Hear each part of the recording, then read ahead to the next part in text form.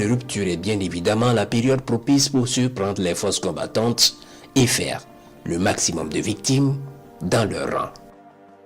Après avoir rompu précipitamment leur jeûne à quelques centaines de mètres de la position ciblée, Ahmadoum Abdulaziz et sa bande se hâtent pour lancer l'assaut contre la position des forces combattantes au moment où les boys seront occupés par la rupture.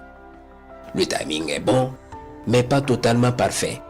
Une bonne partie des forces combattantes observaient effectivement le jeûne ce jour, mais restaient tout de même sur le qui-vive.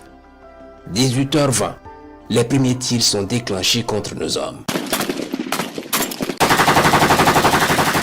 Après une trentaine de minutes de combat, les assaillants sont neutralisés et pour la plupart décimés.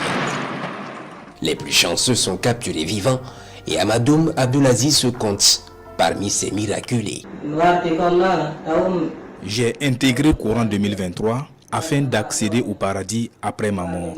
En effet, les groupes terroristes venaient chaque fois faire des prêches dans mon village tout en invitant les jeunes à les rejoindre afin qu'ils puissent lutter ensemble pour la cause de Dieu.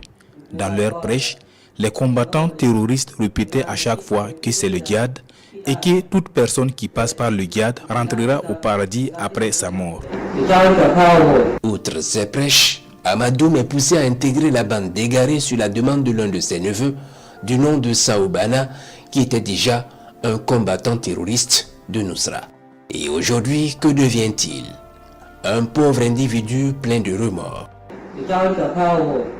C'était vraiment une erreur de ma part. J'étais tellement endoctriné que je ne pouvais plus imaginer qu'entrer dans un groupe où on ne fait que tuer des innocents ne peut jamais conduire quelqu'un au paradis. Je regrette beaucoup et je demande pardon à Dieu et à tous les Burkinabés.